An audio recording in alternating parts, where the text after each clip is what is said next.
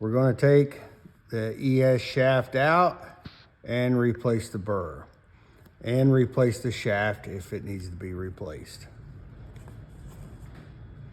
First thing, you got a hole in the shaft right here. I just use a small nail. You can use anything that'll fit in the hole. I take my screwdriver in here to find the key slot, and it breaks loose.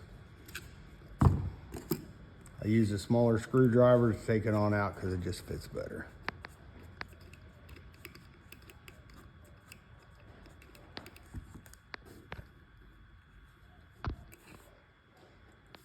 This little key piece here.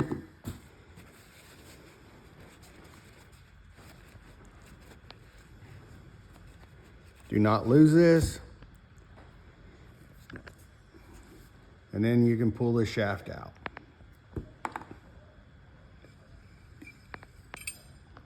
Now we're gonna clean the shaft up a little bit. If you're using your old shaft, which like this one here, I would reuse. But I just use a Scotch-Brite pad and I just hold on there and I just clean that up, and you can actually clean your whole shaft. Make sure you have all the grease wiped away. But that will take any little nicks or anything off your shaft. And then after you wipe that down, just you can use either grease you want. Either this grease or this white lithium. I like it, it lasts longer. But just a thin coat down the whole shaft.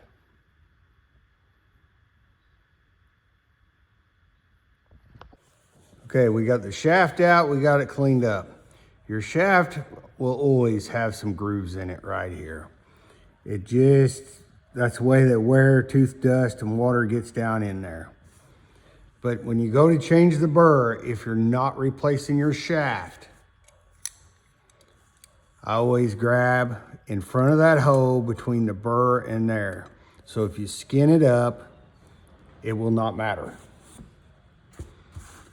Wrap a towel around an old burr you don't need to wrap a towel around.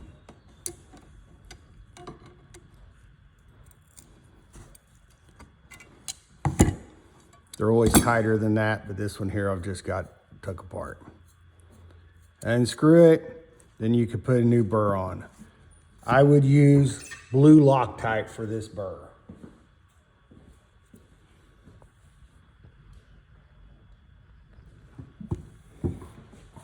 Now on these shafts, on the end that the burr goes on, they are tapered.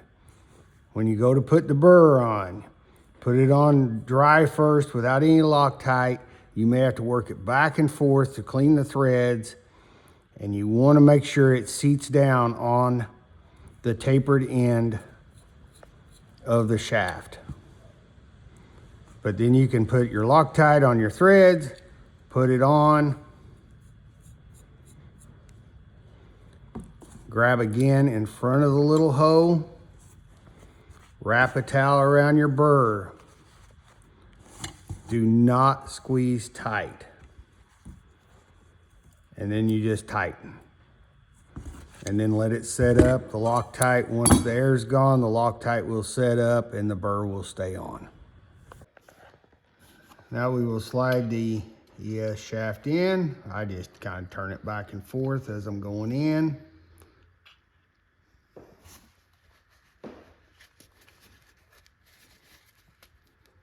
Kind of wipe off the extra grease.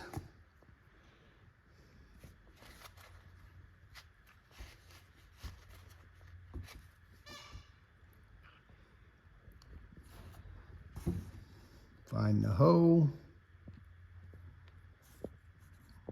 Slide the nail in. And then on this thing, your little key slot for your cable.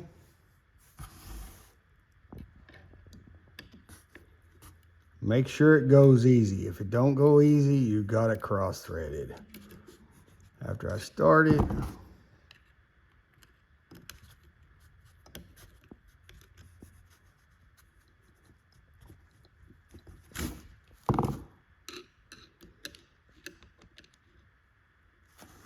and then just snug it. You don't have to be real tight. Pull your pin out and wipe your extra grease off.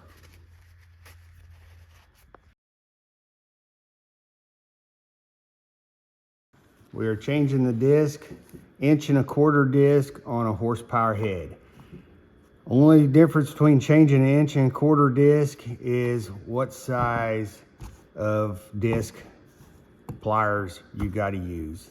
That's for 1 inch. This is for 1.25", just bigger. We'll spin until we can find the hoe in the gear. Use the Fordham pin again. Hold it in place. Put the 1.25" pliers on there and break it loose.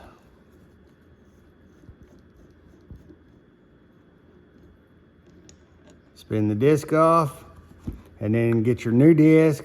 And again, I use just fingernail polish to help lock it in instead of Loctite. It's easier to change and they won't fly off. So then you just, after your fingernail polish and everything, you just put your disc back on there, spin it on,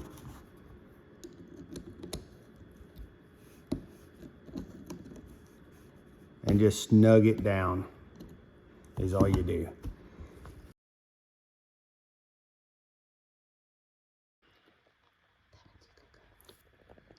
We're going to replace the disc on an Equine Specialties vacuum instrument. It's got the dynamic head on it, which to me is the best head out right now. It's the cheapest to rebuild. If you got one of these, you need to get this disc tool off of Terry in there because you can't change it without it. But first thing we're going to do, this is the easiest way to replace this without screwing stuff up. Don't squeeze tight. Make sure you got good adjustment on your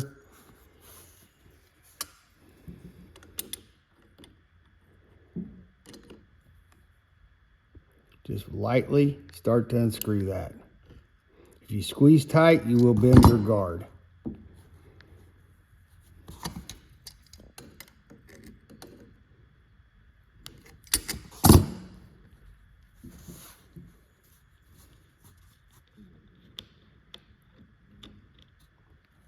Now, while we got this apart, we're also going to grease the inside of this head. You can use either grease. I just like this stuff when I got one apart. Now, out in the field, I use this grease. So we're going to just dab some grease in there.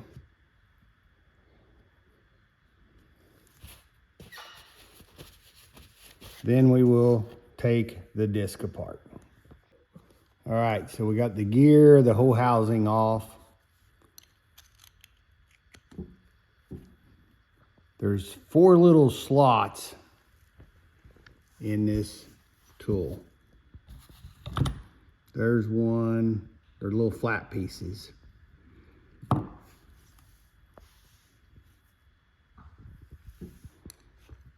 So you got to line them up with the disc on the flat pieces of the disc. So after you got this apart, grab the gear gently, and that one is tight.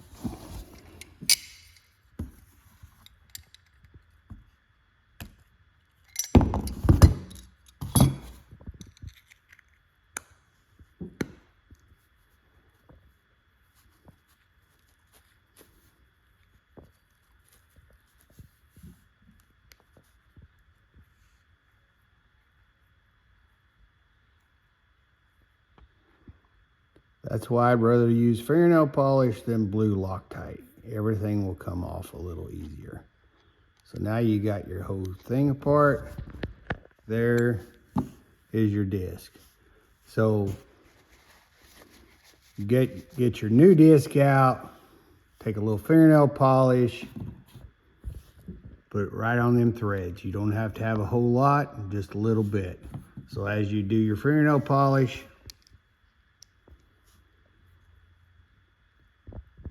Screw this back on. I snug it with my fingers.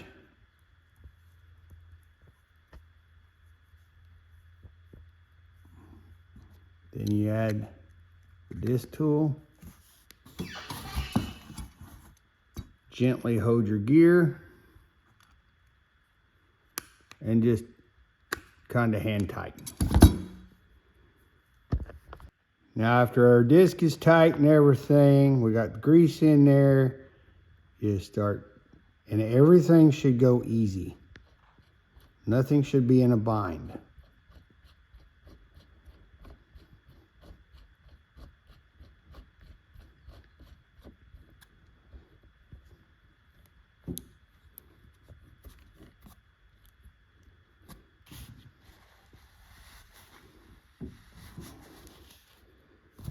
Then I will snug it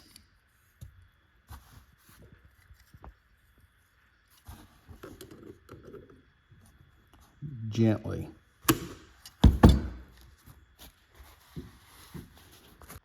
The dynamic head will fit on a horsepower handle.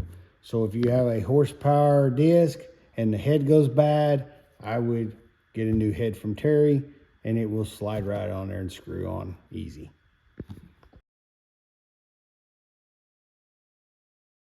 Okay, today we are changing a burr on a horsepower head on the apple core, which is on the horsepower handle or on Equine Specialties handles.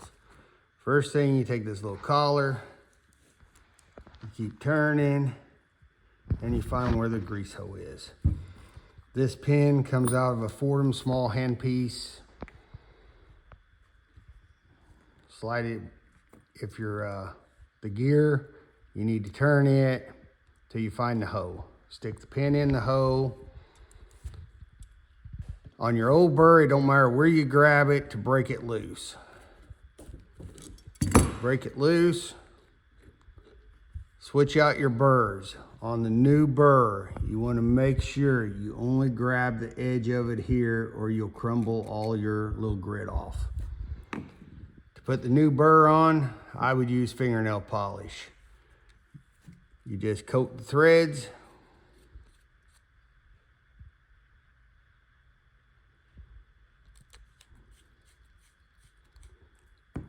Put new burr in, and everything is right-handed threads.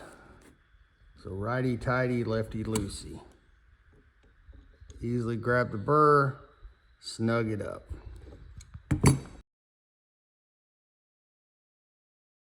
I'm going to show you how to properly grease a horsepower instrument. I would grease an apple core after every 3 horses and never put it away without greasing it, no matter if you did 1 horse. Tooth dust and grime always gets into the grease fitting. So you always want to have a small brush and brush that out where you can get to it. You have to turn this collet where the hose opened so the grease has a place to come out. See how nasty they can get when running on a horse. Then you just pump it until you got good clean grease out, and then you're done. Okay, how to replace your cable. It don't matter if you got a Fordham motor or if you got a Makita motor. They all use the same cable. Everything is left-handed threads here. So everything unscrews backwards. This aluminum piece actually comes from Worldwide. They work really good.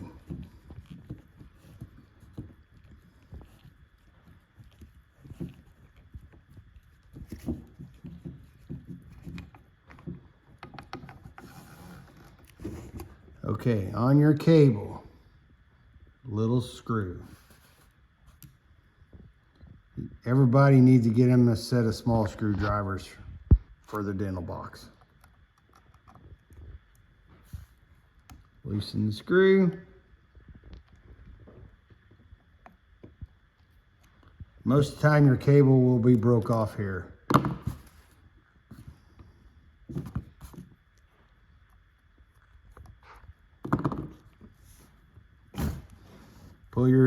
cable off.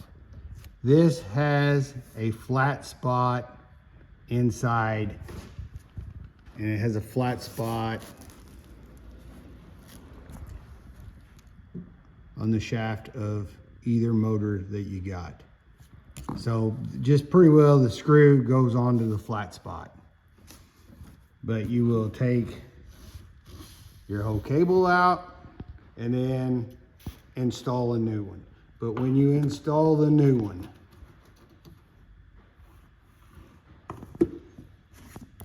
I use Fordham grease on it.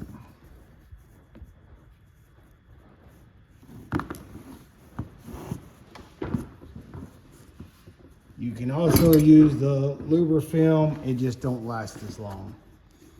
But I'm not taking the whole cable out, but to start a new cable, you just want to put a small stream of grease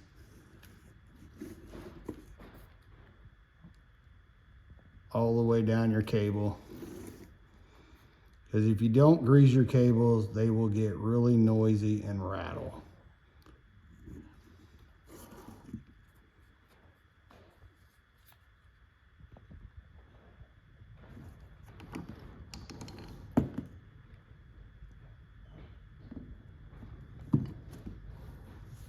Okay, the new cable is installed.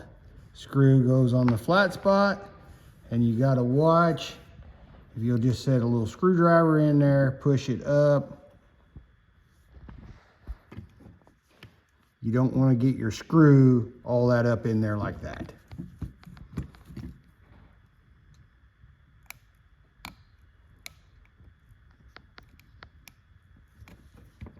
As long as your screw is not against the housing.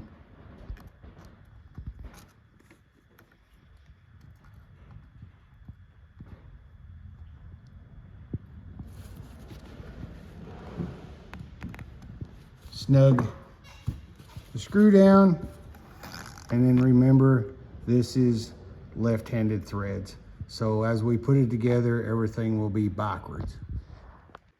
This is how you properly adjust your cable where your instrument won't keep popping off. Your cable right here, it offsets right there. So to adjust that, you come over here on this screw right here, which I installed the screw on this aluminum piece. It actually comes with an alum, and I do not like them. So, but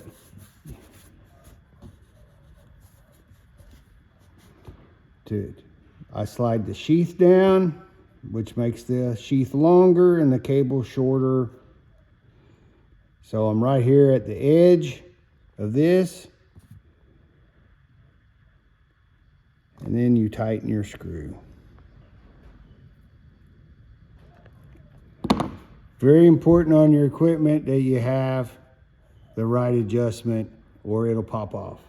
And anybody with long hair needs to pull their hair back and use ponytail or however, because this cable, if it pops out, it will wad up in your hair.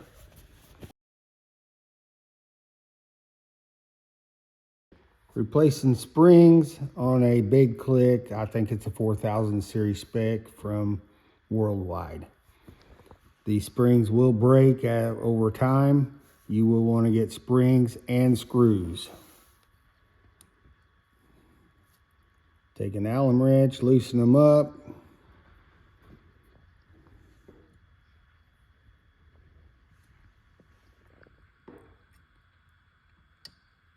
Your spring will be broke or weak. Get a new spring. Take a brush, clean the dirt.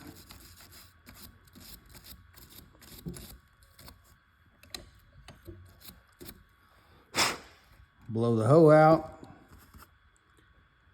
Install a new spring. You definitely want to use fingernail polish on these because they will back out.